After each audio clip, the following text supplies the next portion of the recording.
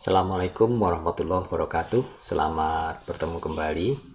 Kali ini saya akan membicarakan sebuah fenomena yang terjadi di sekitar kita, ya, kita alami semua, ya, termasuk juga di lingkungan pendidikan tinggi. Nah, sayangnya belum banyak di antara kita yang paham atau bahkan sadar bahwa kita menghadapi sesuatu yang punya konsekuensi besar terhadap apa yang kita lakukan di dalam dunia kita, ya. Nah, mari kita simak bersama-sama. Saya akan membahas tentang topik yang saya beri judul dengan konvergensi Tridharma perguruan tinggi, ya. Dan bagaimana konvergensi ini akan menjadi respons, ya, yang bisa kita lakukan untuk menghadapi dinamika zaman yang begitu cepat berubah.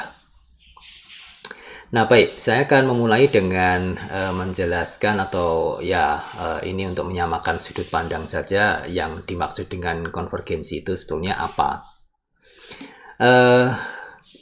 Mungkin untuk menjelaskan konvergensi lebih baik saya ambil sebuah contoh saja yang sederhana. Ya, konvergensi bisa kita lihat dengan mudah dalam sebuah alat yang itu sekarang ini tidak bisa lepas dari kita, ya, yaitu smartphone, ya. Nah, bagaimana dengan smartphone yang kita miliki saat ini? Ya, smartphone ini sebuah benda yang kecil ukurannya, namun dia memiliki fungsi yang banyak, ya.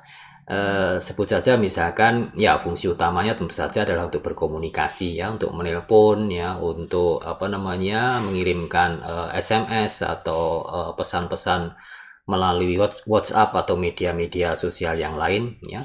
Tapi selain itu masih banyak lagi fungsi yang bisa dijalankan oleh smartphone ini.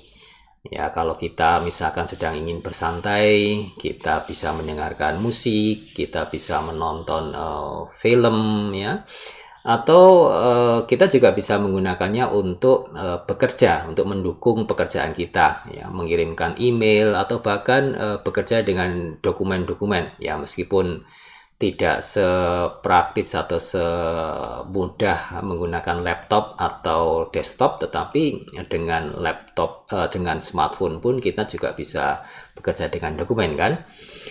Nah, jadi ada banyak fungsi, ada banyak peran yang itu bisa dijalankan dalam satu perangkat, ya, yang ukurannya tidak terlalu besar, ya. Nah, itulah yang disebut dengan konvergensi, ya. Nah, kenapa disebut dengan konvergensi yang kalau diterjemahkan itu artinya adalah semacam menyatu begitu, ya, bergabung menjadi satu. Nah, kita lihat, ya, beberapa fungsi dari smartphone tadi. Misalkan kita ambil tadi kemampuannya untuk berperan sebagai halnya komputer, ya, bekerja dengan dokumen macam-macam.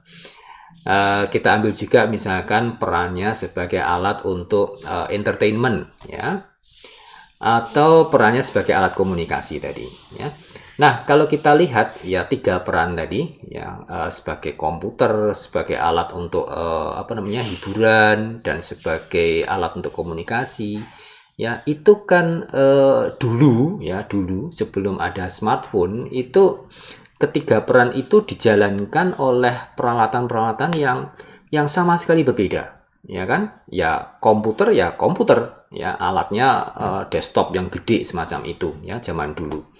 Ya, kalau kita bicara tentang komunikasi, ya, kita lihat pesawat telepon, ya, zaman dulu yang ukurannya juga besar, yang untuk menelpon kita harus memutar, ya, ada dial bulatan begitu, ya, angka-angka begitu. Ya, dan kemudian kalau kita berbicara tentang entertainment, ya, kita melihat televisi atau radio, ya kan, dan perangkat-perangkat lain sejenisnya. Nah, jadi semuanya itu beda-beda gitu, ya. Salurannya, channelnya itu berbeda-beda. Nah, sampai muncullah smartphone sekarang ini, ya kan, tiba-tiba yang semula itu berbeda-beda, ya, sekarang itu menjadi satu, ya, berkumpul menyatu dalam bentuk smartphone tadi. Nah, itulah yang disebut dengan konvergensi, ya. Jadi channel-channel yang tadinya terpisah satu sama lain, ya. Nah, saat ini itu mereka menyatu dalam satu perangkat yang sama. Nah, inilah yang sering disebut orang dengan konvergensi digital, ya. Nah, yang menarik adalah ternyata konvergensi tadi itu tidak hanya terjadi pada ranah perangkat saja, ya, tetapi dalam dunia bisnis pun itu terjadi hal yang sama begitu, ya. Nah, contohnya misalkan kalau kita baca-baca berita mungkin beberapa tahun terakhir inilah, ya, 1, 2, 3 tahun belakangan ini, itu cukup banyak perusahaan-perusahaan besar, ya, di bidang IT itu yang melakukan akuisisi atau akuisisi itu bahasa Indonesianya apa? Ya, akuisisi aja lah, ya, terhadap perusahaan-perusahaan lain yang sejenis, yang lebih kecil, ya. Contohnya misalkan Facebook, ya. Kita tahu Facebook itu mengakuisisi WhatsApp, ya. Jadi sekarang WhatsApp itu berada di bawah benderanya Facebook, ya. Instagram juga demikian, dia dibeli oleh Facebook dan beberapa perusahaan yang lain. Nah, pertanyaannya, apa sebetulnya yang menjadi tujuan Facebook sehingga mereka kemudian membeli perusahaan-perusahaan lain tadi, ya? Nah, kalau kita lihat, ya, Facebook yang sekarang itu kan beda, ya, dibandingkan dengan Facebook di zaman-zaman awal, ya kan. Sekarang ada banyak sekali fitur, ya, yang terbaru ini misalkan apa istilahnya Facebook Room, ya. Itu kan seperti kayak video conference juga, ya, yang itu dimasukkan sekarang, ya, fitur video conference itu dimasukkan menjadi bagian yang tidak terpisahkan dari Facebook gitu, ya.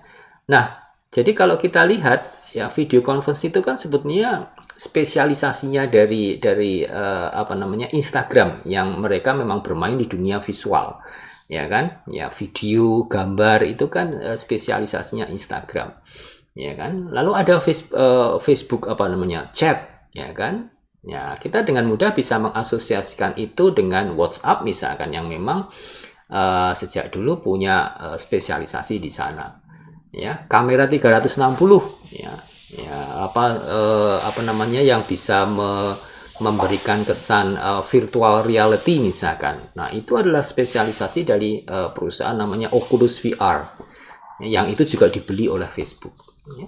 Nah, jadi kelihatan sekali ada satu pola yang sama tadi, ya, dengan cerita smartphone tadi, ya. Spesialisasi yang berbeda dari bisnis-bisnis yang berbeda tadi itu kemudian disatukan oleh si Facebook tadi menjadi satu platform yang lebih besar, lebih utuh, ya kan, dan itu kemudian memberikan suatu potensi yang jauh lebih besar, ya, yang luar biasa begitu, ya.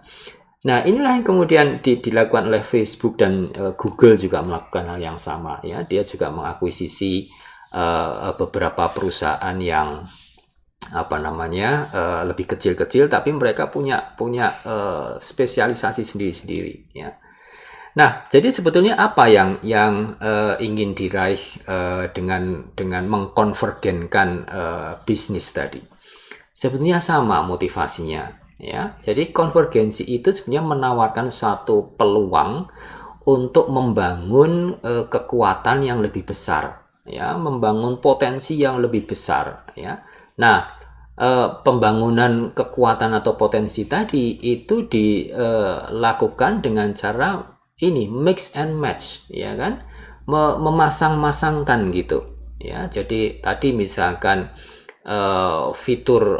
kekuatan fiturnya Instagram misalkan, ya, digabungkan dengan kekuatan fiturnya WhatsApp, dengan kekuatan fiturnya Oculus VR, ya, dan kemudian itu diikat, ya kan, membentuk satu platform Facebook yang, ya, itu tadi, yang lebih besar, yang lebih kuat, dan memberikan potensi yang jauh lebih berdampak lagi begitu, ya.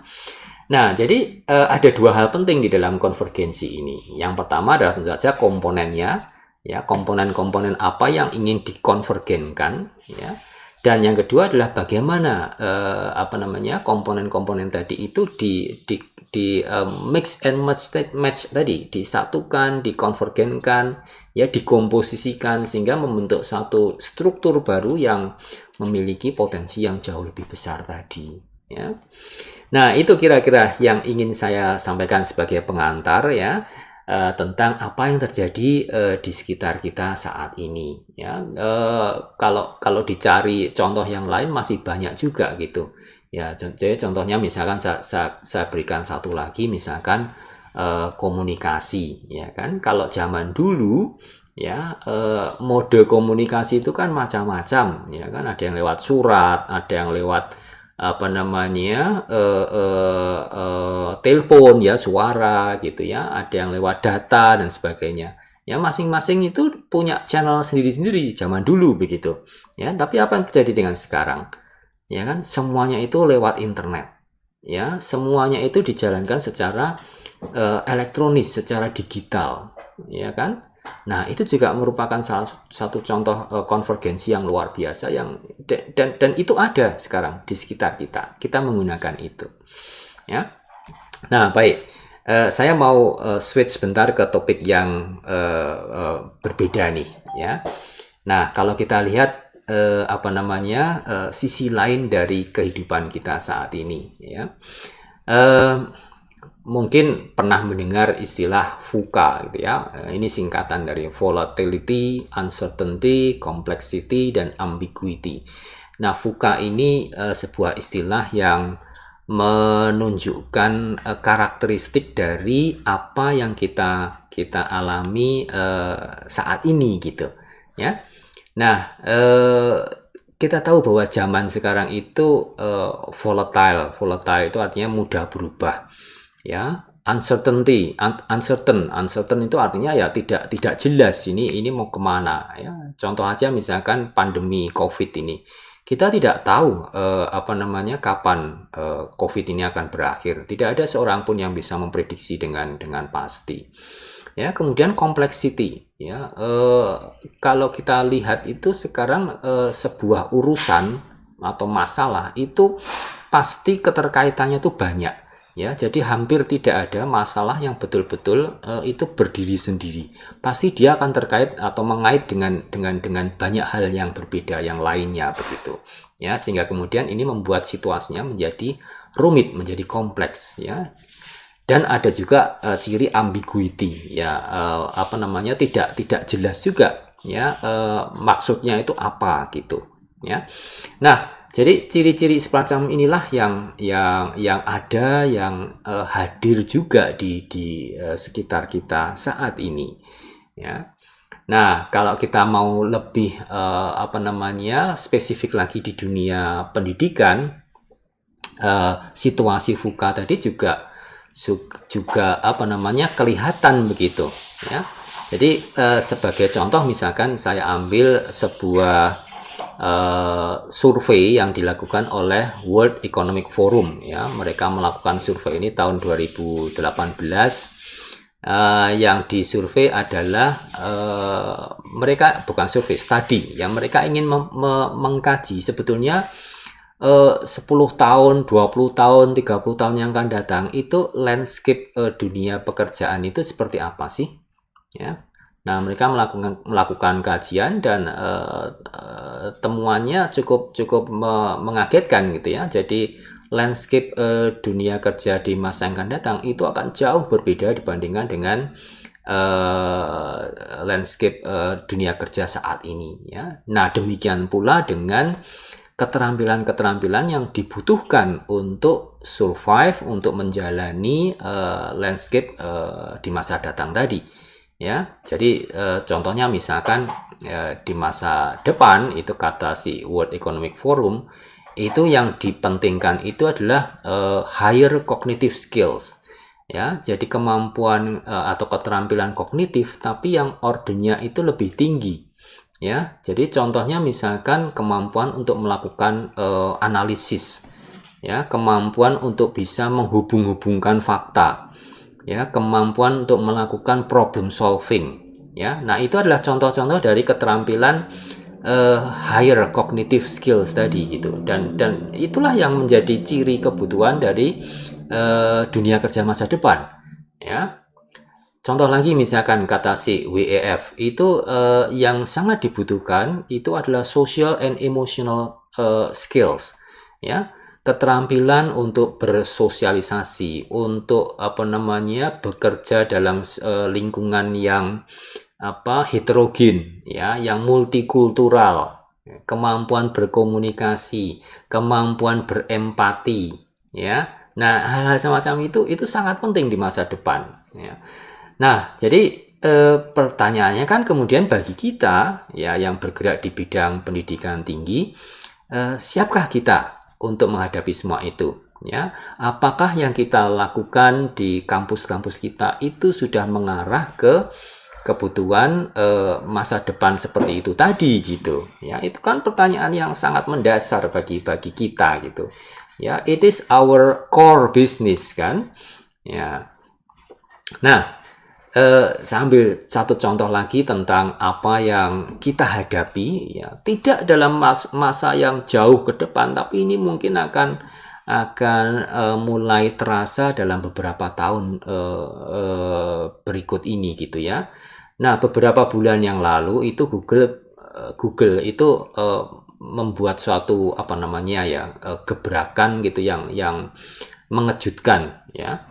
Nah, jadi ceritanya dia itu menawarkan course semacam kursus gitu ya, pelatihan gitu ya, terkait dengan teknologi-teknologi spesifik yang itu banyak diperlukan dalam pekerjaan-pekerjaan di bidang IT saat ini. Ya, nah pelatihannya itu singkat, hanya 1 semester. Ya, ada sertifikatnya kalau dia bisa, kalau seseorang bisa lulus.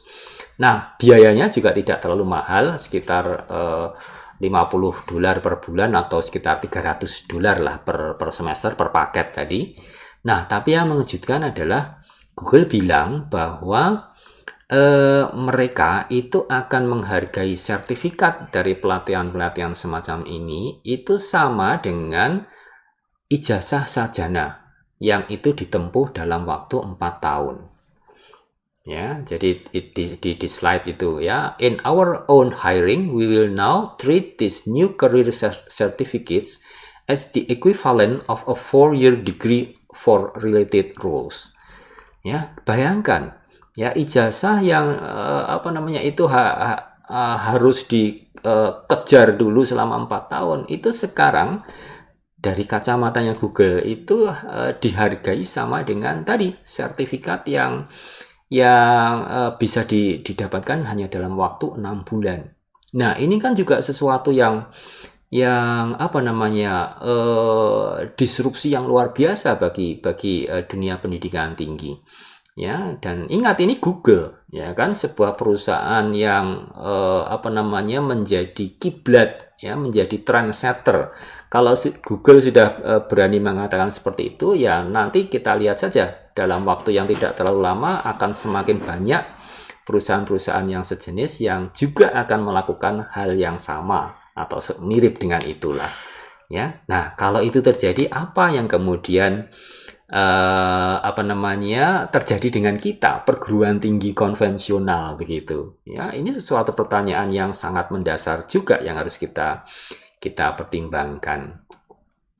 Nah, baik. Lalu saya ingin berpindah kembali ke kita ya, perguruan tinggi di Indonesia. Nah, apa yang terjadi dengan kita?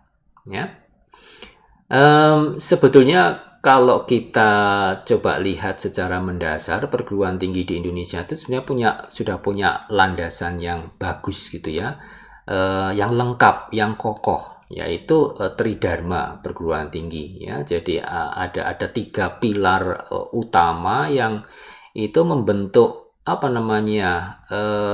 ideologi atau pondasi lah katakan bagi penyelenggaraan setiap perguruan tinggi di Indonesia. Ya, ada pendidikan, ada penelitian, dan ada pengabdian pada masyarakat. Ya, nah jadi sebetulnya secara filosofi ini sesuatu yang sangat kuat ya, pondasi yang sangat kuat.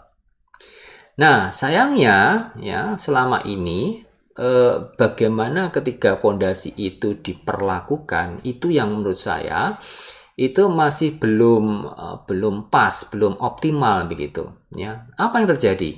Ya, sampai sekarang itu ketiga pilar Tridharma tadi itu masih diperlakukan secara terpisah-pisah. Kalau kita berbicara tentang pendidikan, ya sudah, yang kita urusi itu ya hanya aspek pendidikan saja. Ya, kita tidak pernah menengok keluar dari itu. Ya, nah hal yang sama terjadi di kedua pilar yang lain, penelitian dan juga pengabdian pada masyarakat. Ya, ketika kita memandang sebuah pilar, maka pandangan kita itu sempit, ya hanya terbatas pada pilar tersebut. Kita tidak pernah berani untuk melihat lebih jauh keluar dari domain pilar tadi. Nah, ini yang kemudian menjadi masalah, ya. Kenapa demikian? Karena ketika kita memutuskan untuk membatasi perspektif kita, pandangan kita, maka ya cakrawala kita itu hanya akan terbatas pada pilar itu. Ya kan? Ya, jadi kalau kita bicara pendidikan misalkan ya oke, urusan kita hanya kuliah, praktikum, bimbingan, ya kan, ujian, ya hal-hal semacam itu. Ya tidak bisa keluar dari lingkup itu. Ya, nah, hal yang sama terjadi juga di penelitian dan juga pengabdian pada masyarakat.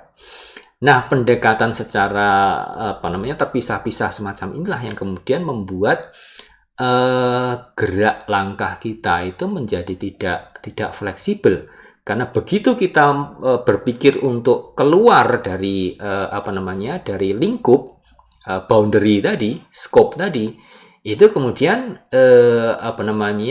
seolah-olah kita dianggap bersalah.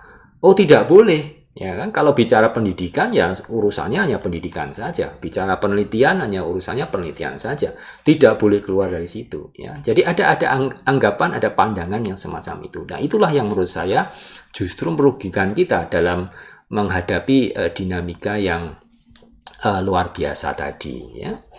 Nah, apakah kita sudah pernah melakukan upaya perbaikan? Sudah, ya. Jadi upaya untuk melihat keluar dari batas-batas tadi itu sebetulnya sudah cukup lama juga dicoba gitu ya. Nah, cuma sayangnya kalau menurut saya masih ada kelemahan dari inisiatif-inisiatif yang dijalankan. Ya, yang pertama adalah upaya tadi itu masih menggunakan cara pandang yang lama gitu. Ya, jadi contohnya misalkan kalau di Dikti itu dulu pernah ada skema hibah penelitian yang mengharuskan dosen yang mengerjakan penelitian itu melibatkan mahasiswanya, ya kan? Di pengabdian pada masyarakat juga demikian. Jadi sangat dianjurkan ya kalau melakukan penelitian ataupun pengabdian pada masyarakat itu melibatkan mahasiswa, ya kan. Nah, jadi sebetulnya itu sudah mulai ada embrio atau pemikiran-pemikiran untuk memperluas cakupan tadi, horizon tadi. Nah, namun sayangnya semua itu masih dilakukan dalam kerangka berpikir yang konvensional. Ya kan, ini penelitian, ini pengabdian pada masyarakat. Kalau mahasiswa itu terlibat, ya mereka itu perannya itu sebatas pemeran pembantu saja. Ya, bintangnya itu adalah dosen, dan dosen ini melakukan penelitian. Ya, nah, jadi boundary-nya itu, batas-batasnya masih tetap kelihatan gitu, jelas, tebal. Ya kan? Nah, jadi karena batas-batasnya itu masih ada dan tebal, maka kemudian ya istilahnya interkoneksi antara pilar-pilar tadi itu belum bisa terjadi seperti yang diharapkan, ya. Dan kelemahan kedua menurut saya itu program-program semacam itu justru targetnya ke dosen. Nah, padahal yang akan menjalani masa depan itu kan mahasiswa, bukan dosennya begitu. Ya, nah ini yang jadi problem. Nah, lalu apa yang kemudian bisa kita lakukan? Nah, jadi saya berpikir tadi ya kita berbicara tentang konvergensi, penyatuan, penggabungan, komposisi, penyusunan komponen-komponen yang kecil sehingga membentuk sesuatu yang lebih besar, yang lebih kuat, lebih kokoh, dan punya potensi yang jauh lebih besar. Mengapa kita tidak melakukan hal yang sama di dunia pendidikan? Ya, mengapa kita tidak melakukan upaya konvergensi terhadap ketiga pilar tridharma tadi? Ya, nah jadi kalau kita berkaca pada pengalaman konvergensi yang sudah terjadi sampai hari ini, selama ini gitu ya, mestinya kita juga bisa melakukan hal yang sama untuk dunia pendidikan dengan ketiga pilar tridharmanya tadi gitu. Ya, jadi kemudian komponen-komponen dari pilar pendidikan itu kemudian bisa di mix and match dengan komponen-komponen dari pilar penelitian dan pengabdian masyarakat, sehingga kemudian hasilnya itu akan membentuk suatu struktur baru yang tidak lagi membawa label pendidikan, penelitian atau pengabdian pada masyarakat secara jelas ya, tapi yang penting adalah bahwa struktur baru itu akan menawarkan potensi dan kekuatan yang jauh lebih besar. Ya, nah mengapa kita tidak bisa melakukan hal yang seperti itu dalam dunia pendidikan? Ya, nah ini pertanyaan sekaligus challenge bagi kita semua begitu. Ya. Nah, jadi kalau kita ingin membangun konvergensi itu sebenarnya tidak sulit ya. Jadi pertama kita harus mendefinisikan problem apa yang ingin kita selesaikan dengan struktur baru hasil konvergensi tadi. Ya, nah kemudian setelah problem ini teridentifikasi, nah baru kemudian kita juga memilih kira-kira komponen-komponen dari ketiga pilar tadi mana yang bisa kita gunakan untuk menyelesaikan problem yang dihadapi tadi. Ya, nah jadi konvergensi itu selalu diawali dengan problem. Ya, sifatnya itu adalah goal driven. Ya, harus ada sesuatu dulu ya, masalah ya, problem yang itu kemudian menjadi driver untuk membangun konvergensinya tadi. Jadi jangan dibalik ya, kita bikin konvergensinya tapi kita belum tahu ini mau dipakai untuk apa ya, bukan seperti itu. Ya, problemnya dulu didefinisikan, baru kemudian struktur seperti apa yang ini nanti akan kita gunakan untuk menyelesaikan problem tadi. Nah, struktur inilah yang kemudian kita bangun dengan pendekatan konvergensi tadi begitu ya. Nah, jadi ada 4 langkah di sana ya, 1, 2, 3 itu adalah membangun konvergensinya, dan langkah keempat ini adalah kita juga perlu mengidentifikasikan agar struktur baru tadi bisa terbentuk, agar struktur baru tadi itu bisa sustain ya, bisa berkelanjutan, apa yang kemudian kita perlukan ya, requirement-nya itu juga harus kita definisikan dengan baik ya. Nah, jadi sebetulnya kalau mau dianalogikan secara sederhana, kita itu kalau mau membangun konvergensi ya, termasuk di lingkungan pendidikan tinggi dengan tridharmanya tadi, itu mirip dengan kita bermain Lego ya. Lego itu kan sebetulnya mainan yang terdiri dari blok-blok kecil-kecil gitu ya, bentuknya macam-macam, warnanya macam-macam. Ya kan, kalau kita lihat blok-blok Lego tadi secara individual itu kan kayak ini tidak punya makna, tidak punya peran, ya kan, sesuatu yang simple, yang kecil gitu. Tapi begitu kita berhasil menyusun blok-blok tadi itu membentuk satu struktur baru, hasilnya akan amazing. Hasilnya bisa aja luar biasa. Ya, kadang-kadang di luar ekspektasi kita gitu, ya. Nah, jadi hal yang mirip itu terjadi juga ketika kita nanti akan membangun konvergensi di bidang pendidikan tinggi ya. Nah, jadi ciri-cirinya seperti tadi saya sampaikan, ini goal oriented ya, problemnya apa yang ingin kita selesaikan. Nah, kemudian juga di sana akan muncul unsur kreativitas Ya, tentu saja tanpa ada kreativitas kita tidak akan bisa membangun struktur yang bisa kita gunakan untuk menyelesaikan masalah tadi.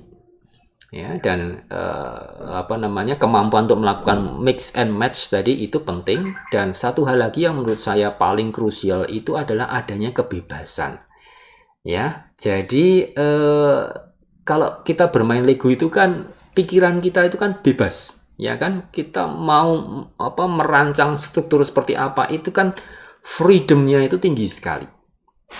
Ya, jadi state of mind bahwa kita itu bebas untuk menyusun struktur yang kita inginkan itu penting sekali. Ya, nah di dalam Tridharma perguruan tinggi ini pun juga demikian. Kita tidak boleh terbelenggu oleh sesuatu yang itu sebetulnya tidak perlu kita lakukan gitu ya. Seperti tadi misalkan membelenggu diri kita dengan batas-batas yang kaku, yang tebal tadi ya, sehingga kemudian itu akan menyulitkan kita sendiri. Nah, itu semua harus dibongkar. Itu harus ya setidaknya ditipiskan lah, sehingga kemudian proses konvergensinya tadi bisa berjalan begitu ya. Nah, baik. Jadi ada beberapa contoh yang bisa saya tunjukkan, tetapi intinya begini. Contoh ada kasus-kasus real, problem-problem real yang itu bisa diselesaikan dengan komponen-komponen yang real juga gitu.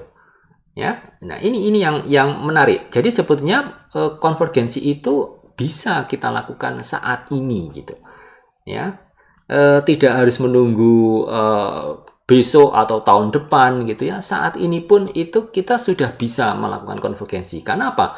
Problemnya ada. Ya kan? Banyak problem yang kita hadapi yang itu sebenarnya bisa kita selesaikan dengan pendekatan konvergensi tadi. Dan komponen-komponen penyusunnya itu juga sebenarnya sudah ada. Ya, komponen-komponen penyusun solusi terhadap masalah tadi itu sudah ada. Kita sudah punya, kita sudah melakukan. Ya, jadi sebetulnya tinggal bagaimana kita bersedia untuk meninggalkan cara pandang yang lama dan kemudian membebaskan diri dari kungkungan tadi, batas-batas yang mengekang tadi, dan kemudian kita mulai melakukan proses mix and match ya, mendekatkan satu komponen dengan komponen yang lain, mencari titik temunya kira-kira seperti apa, di mana gitu ya. Ya, kemudian membuat supaya titik temu tadi itu tidak kalau orang Jawa bilang tidak gerunjal ya, jadi mulus halus ya, pertemuannya tuh halus gitu ya. Nah, itulah yang sebenarnya kita lakukan gitu. Kita tidak perlu lagi mencari komponen-komponen yang belum ada gitu ya. Kita bisa memulai dengan apa yang sudah kita miliki saat ini. Nah, jadi yang bisa kita lakukan adalah saya menyebutnya dengan strategi interfacing ya. Nah, interfacing itu maksudnya gimana? Jadi gampangnya begini, bagaimanapun juga kita itu sekarang kan sudah melakukan banyak hal ya, banyak aktivitas, banyak kegiatan ya, dan semua itu ada ada otoritasnya, ada pihak-pihak yang berwenang menjalankan dan mengurusi kegiatan-kegiatan tadi. Ya, nah anggap saja kegiatan-kegiatan tadi itu adalah komponen-komponen yang bisa di mix and match-kan tadi. Nah, jadi ketika kita harus melakukan komposisi dari komponen-komponen tadi, itu kan kemudian mau tidak mau akan terjadi pertemuan antara pihak-pihak yang memiliki kewenangan atau otoritas tadi. Ya, akan terjadi pertemuan di mana masing-masing pihak tadi itu kan punya kewenangan di dalam mengelola, ya, kewenangan di dalam menjalankan proses-proses yang terkait dengan aktivitas tadi. Ya kan? Ya, contohnya misalkan kalau kita bicara yang gampang, kuliah sajalah. Ya kan, kuliah di sebuah fakultas ya, itu kan bisa saja dijalankan dengan cara yang mungkin sedikit berbeda dengan kuliah di fakultas yang lain. Ya kan? Nah, apalagi kalau kita bicara tentang kuliah antar perguruan tinggi misalkan. ya kan? Pasti akan punya perbedaan yang cukup besar begitu, ya kan? Nah, dan masing-masing itu punya apa namanya, boundary-nya masing-masing, punya istilahnya itu, daerahnya masing-masing, ya. Jadi kita tidak bisa misalkan memaksakan, oh kamu harus ikut saya, kamu harus ikut cara saya, ya kan? Atau sebaliknya, saya akan apa namanya istilahnya, surrendering gitu, akan membubarkan, menghentikan apa yang saya lakukan dan kemudian saya akan bergabung dengan kamu secara penuh misalkan. Nah, bukan seperti itu pendekatannya. Ya, pendekatannya adalah tetap saja kewenangan itu ada di pihak masing-masing, tetap saja apa istilahnya, proses-proses yang berjalan itu berjalan seperti apa adanya begitu. Nah, cuma sekarang yang perlu dibangun adalah interface tadi, ya, sesuatu yang menghubungkan ya antar komponen yang berbeda-beda tadi, ya kan, otoritasnya beda, ya kan, unit-unit yang terlibat beda, cara penyelenggaraannya juga berbeda, requirement-nya beda, pokoknya banyak sekali perbedaan, ya. Nah, bagaimana kemudian komponen-komponen yang berbeda tadi itu bisa saling apa namanya tadi dikomposisikan begitu. Nah, interfacing inilah yang menurut saya paling penting gitu. Jadi pertanyaan besar dari interface itu adalah bagaimana kita itu bisa menghubungkan antara dua komponen yang berbeda tanpa harus mengganggu, mengubah, mengintervensi kewenangan atau otoritas dari pihak-pihak yang ada di sana begitu, ya. Nah, ini yang menjadi kunci keberhasilan dari konvergensi. Kalau kita bisa membangun interfacing yang baik, yang itu memungkinkan komponen-komponen yang berbeda tadi itu bisa apa namanya dihubungkan secara smooth, itu konvergensinya pasti akan berhasil. Ya, contohnya misalkan yang gampang ini, sekarang itu kan mulai tumbuh gerakan untuk berbagi kuliah, ya kan, apalagi zaman daring semacam ini itu inisiatif semacam MOOC, ya, MOOC, Massive Open Online Course, ya kan. Nah, ini menjadi sesuatu yang menarik begitu. Nah, jadi MOOC ini kan sebetulnya kan juga sebuah inisiatif yang mendorong terjadinya konvergensi tadi. Ya, kalau sebuah perguruan tinggi punya satu mata kuliah, ya kan, yang kemudian itu dirasakan bermanfaat untuk diambil oleh perguruan tinggi yang lain, ya kan. Nah, mengapa tidak ditawarkan ke dalam skema MOOC tadi? Ya, sehingga kemudian mahasiswa dari perguruan tinggi yang lain bisa mengambil itu, ya. Nah, jadi kalau semuanya melakukan hal yang sama, maka MOOC tadi itu akan bisa terisi dengan komponen-komponen yang bisa di mix and match-kan tadi, ya. Dan itu kemudian bisa dimanfaatkan oleh ya pihak-pihak yang memerlukannya begitu. Nah, jadi sebetulnya semuanya sudah ready, ya kan. Nah, tinggal bagaimana kemudian dalam MOOC tadi itu membangun interface yang baik.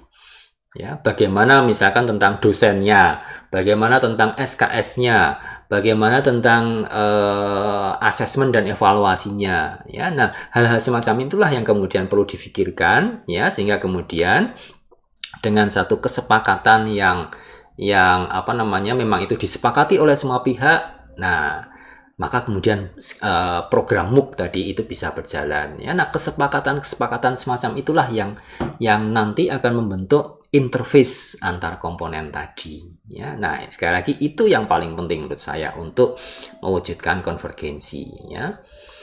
Ya, ini contoh saja, ya. Jadi misalkan nih saya mengajar sebuah mata kuliah, ya, judulnya pengantar TIK, ya, modul-modulnya ada pengantar komputer, pengantar internet dan seterusnya begitu.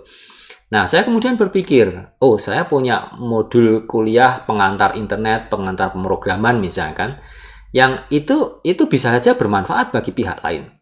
Ya, nah, oke, kemudian modul-modul yang saya anggap bermanfaat tadi itu kemudian saya tawarkan, ya, saya umumkan ke publik, ya, melalui tadi interface tadi. Nah, begitu saya umumkan ke publik, diketahui oleh khalayak yang lebih luas, maka kemudian pihak-pihak yang memerlukan itu kemudian bisa bisa menghubungi saya. Ya, jadi contohnya misalkan ada mahasiswa dari Fakultas Ilmu Budaya. Dia sedang belajar dalam kuliah budaya dan teknologi yang salah satu bahasanya itu adalah tentang teknologi internet. Nah, dia kemudian tahu, oh Pak Lukito menawarkan sebuah modul pengantar internet. Ini cocok sama kuliah saya tadi di FIB tadi. Gimana kalau kemudian saya ngambil kuliahnya Pak Lukito? Ya kan? Nah, jadi kemudian terjadi uh, mix and match tadi antara kuliah saya pengantar TIK dengan kuliah budaya dan teknologi. Ya, yang itu dihubungkan dengan tadi modul pengantar internet tadi. Ya. Nah, kalau ada mahasiswa dari FIB yang ingin ikut kuliah saya tentang pengantar internet, ya dia harus ikut dan manut gitu ya, taat ya terhadap bagaimana cara saya menjalankan mata kuliah pengantar internet itu. Ya dia mahasiswa tadi itu tidak bisa kemudian mengatur saya, Pak Lukito tolong kuliahnya disesuaikan dengan jadwal saya. Nah, bukan seperti itu. Ya, saya tetap punya otoritas kewenangan terhadap penyelenggaraan mata kuliah saya. Ya, dan orang-orang lain yang kemudian ingin bergabung silakan, tetapi kalian ngikut dengan aturan saya. Ya, nah jadi bagaimana kemudian skema semacam itu difasilitasi? Nah, itulah gunanya interface tadi. Ya, nah jadi dengan adanya interface tadi itu kemanfaatan dari kuliah saya itu kemudian tiba-tiba bisa diekspand. Ya, yang tadinya itu kuliah saya itu hanya dinikmati oleh mahasiswa-mahasiswa yang ikut kuliah saya tadi, ya tiba-tiba dengan konsep konvergensi yang melalui interfacing tadi, itu banyak pihak yang kemudian bisa menggunakannya gitu, memanfaatkannya, dan tidak hanya kuliah saja gitu. Ya, jadi konsep interface tadi itu bisa digunakan untuk hal-hal yang lain. Ya, nanti kita lihat. Oke, nah jadi kemudian ada yang bertanya, Pak Lukito bisa nggak atau boleh nggak kita melakukan itu? Ya, nah jadi untuk menjawab pertanyaan itu kita lihat sekarang itu mungkin sejak April kemarin ya kalau saya tidak keliru itu keluar Permendikbud nomor 3 tahun 2020 ya, yang isinya itu adalah tentang standar nasional pendidikan tinggi, dan di dalam pasal 14 itu disebutkan ya seperti yang di slide itu ya, bentuk pembelajaran ya itu dapat berupa A, B, C, D, E sampai J tadi. Bayangkan ya, yang tadinya itu kuliah ya pembelajaran itu hanya diselenggarakan di kelas saja dengan aturan-aturan yang rigid ya kan. Tiba-tiba sekarang itu dibuka. Ya kan? Jadi kalau misalkan seorang mahasiswa ikut penelitian dosennya atau ikut pelatihan militer, ikut pertukaran pelajar, ya tadinya ya hal-hal semacam itu kan tidak masuk hitungan gitu dalam proses pembelajaran si mahasiswa tadi. Tapi dengan peraturan menteri yang baru ini, semua itu kemudian dimungkinkan untuk dianggap sebagai bagian proses pembelajaran. Ya, nah tentunya dengan pengaturan-pengaturan tertentu ya. Ya, nah jadi ini kan sebenarnya membuka peluang bagi kita untuk melakukan konvergensi tadi, ya antara pembelajaran mahasiswa dikonvergensikan dengan komponen misalkan penelitian, ya kan, atau program pertukaran pelajar, atau misalkan di situ ada program pelatihan militer, misalkan wajib militer, misalkan, ya. Nah, jadi dengan mix and match semacam itu, kita kemudian bisa punya sesuatu yang baru tadi gitu. Ya. Nah, jadi yang ingin saya sampaikan adalah sebetulnya pertanyaannya bukan boleh atau tidak gitu ya, tetapi maukah kita melakukan itu? Ya. Nah, ini yang penting ya. Peraturannya sudah ada, sudah membolehkan, mengizinkan kita untuk melakukan memandang secara lebih luas. Ya, horizon bagi kita itu dibukakan oleh Permendikbud ini gitu. Nah, sekarang tinggal apakah kita bersedia untuk memanfaatkan itu ya. Nah, itu challenge bagi kita. Ya, jadi intinya kalau kemudian kita ingin merespon dan mengadopsi tadi tawaran yang disampaikan oleh Permendikbud tadi, itu kita harus melakukan perubahan yang mungkin memang cukup besar di dalam sistem dan proses pembelajaran kita. Ya, kita harus melihat kembali misalkan capaian pembelajaran lulusan ya, CPL kita. Kita harus melihat kembali struktur kurikulum kita, ya, capaian pembelajaran untuk masing-masing mata kuliah. Ya, semua itu harus disesuaikan dengan tadi peluang untuk keluar tadi. Ya, untuk mengait dengan komponen-komponen yang lain tadi. Ya, karena itu semua harus didesain dengan baik, ya, harus dirancang dengan baik, dan itu harus sesuai dengan prinsip-prinsip pembelajaran itu sendiri, ya. Jadi maksud saya adalah oke, sekarang kita punya peluang yang besar, yang lebih luas, tetapi tetap saja semua itu harus digunakan dalam koridor yang semestinya, ya. Jadi pada saat kita merancang kurikulum itu kan ada langkah-langkah, ada prinsip-prinsip yang harus kita taati. Nah, itu harus ditaati. Tidak kemudian kita mengorbankan prinsip-prinsip penting tadi hanya untuk mendapatkan tadi peluang yang macam-macam tadi, ya. Nah, jadi mohon diingat, ya. Nah, saya ingin kembali cerita tentang interface tadi. Jadi ide atau konsep interface itu sebetulnya cukup generik gitu ya. Jadi tidak hanya bisa digunakan untuk kuliah saja seperti tadi yang saya contohkan sebelumnya, tapi bisa juga untuk pilar-pilar yang lain, ya, untuk penelitian, untuk pengabdian pada masyarakat gitu ya, dan bahkan juga antar pilar gitu ya. Jadi antara penelitian dengan pengabdian, ada antara pendidikan atau pembelajaran dengan penelitian, dan yang lain-lain, ya. Jadi sebenarnya konsepnya itu generik, ya, bisa digunakan untuk mempertemukan antara komponen-komponen yang berbeda tadi, ya. Nah, jadi yang penting di sini adalah tadi, seperti tadi saya sampaikan di awal, bagaimana kemudian konsep interface tadi itu memungkinkan kita itu untuk menciptakan struktur baru yang smooth, ya kan, yang kemudian bisa saling interoperable, bekerja sama, ya kan, dan dengan itulah kemudian struktur baru itu akan menjalankan fungsi dan peran yang lebih besar, ya, untuk menyelesaikan persoalan-persoalan yang kita hadapi, begitu, ya. Nah, jadi memang ada beberapa persyaratan yang harus dipenuhi, misalkan saja tadi interface, ya. Kalau kita bicara interface, karena ini komponen yang sangat penting, yang vital sekali dalam upaya untuk mengkonvergensikan, maka interface tadi itu harus didefinisikan dengan baik, harus distandarkan, harus bisa diketahui oleh kalangan yang luas, ya, seluas mungkin. Nah, ini penting, ya, bahwa interface itu harus bisa diketahui oleh khalayak seluas mungkin, karena semakin banyak pihak yang kemudian bisa memanfaatkan, maka value atau benefit yang ditimbulkan itu akan jauh lebih besar, ya kan. Ibaratnya kita main Lego tadi, ya, kalau bloknya itu sedikit jumlahnya, maka struktur yang bisa kita kembangkan itu juga akan terbatas.